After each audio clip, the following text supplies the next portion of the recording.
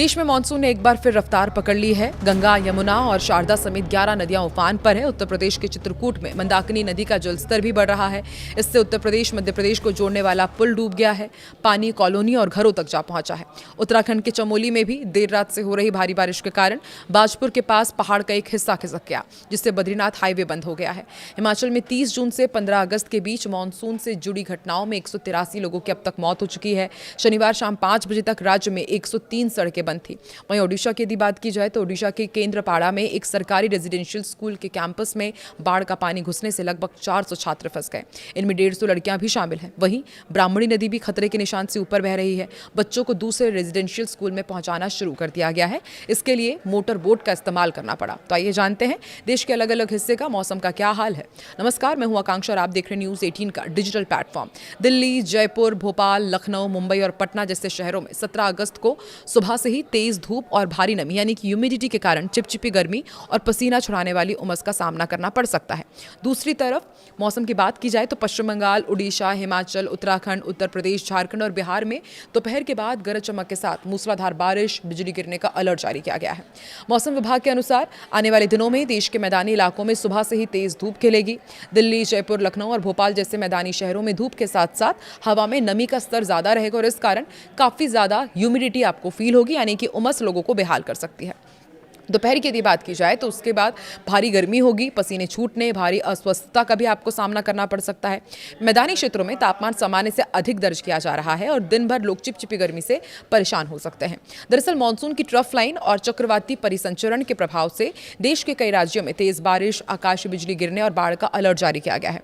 कोलकाता, भुवनेश्वर, शिमला और देहरादून जैसे ये तमाम शहर हैं जहां पर मूसलाधार बारिश, बाढ़ और बिजली गिरने का खतरा मंडरा रहा है। तो सोचिए, एक तरफ तेज धूप, उमस से लोग परेशान होंगे और दूसरी तरफ बारिश, बाढ़ और बिजली गिरने का खतरा भी रहेगा।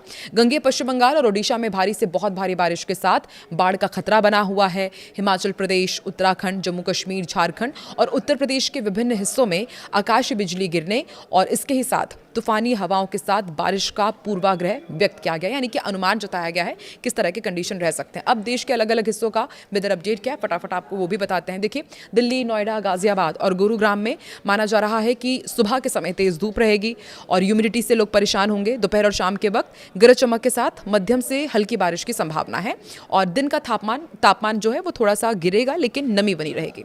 महाराष्ट्र के प्रमुख शहर हैं जैसे कि मुंबई, पुणे, ठाणे और नासिक, इनके जो तटीय और मैदानी क्षेत्र हैं वहां पर बादलों की आवाजाही के बीच हल्की से मध्यम बारिश हो सकती है। इसके साथ ही कोंकण और मध्य महाराष्ट्र के जो पहाड़ी एरिया है वहां पर भारी बारिश का अलर्ट जारी किया गया है। उत्तर प्रदेश की यदि बात की जाए तो यहां पर मौसम का मिला जुला असर आपको देखने को मिलेगा।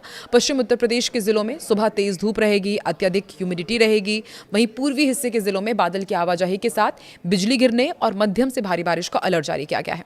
लखनऊ, कानपुर, वाराणसी, प्रयागराज जैसे जो तमाम प्रमुख शहर हैं वहां पर भी उमस भरी गर्मी आपको परेशान करेगी और शाम तक कहा जा रहा है कि कुछ इलाकों में गरज चमक के साथ बौछार पड़ सकती है, यानी कि शाम तक थोड़ी सी राहत आपको मिलेगी। और पश्चिम बंगाल में तो लगातार हम देख ही रहे हैं कि यहाँ पर भीषण बारिश के बाद जो गंगीय इलाका है वो सबसे ज़्यादा परेशान है। मैदानी इलाकों में मौसम बेहद संवेदनशील रहने वाला है।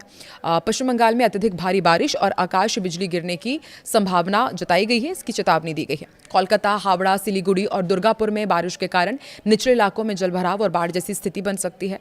बारिश से पहले इन शहरों में तेज धूप और नमी के कारण असहनीय उमस भी महसूस की जाएगी, जबकि तटीय क्षेत्र जो है वहाँ पर 40 से 50 किलोमीटर प्रति घंटे की रफ्तार से हवाएं चलेगी।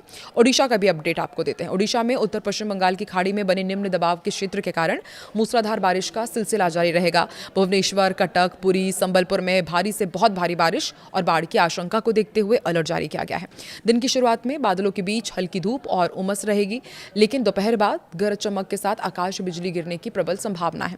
मछुआरों को समुद्र तट से दूर रहने की हिदायत दी गई है, उन्हें चेतावनी जारी की गई है और बाकायदा अलर्ट भी जारी किया गया है।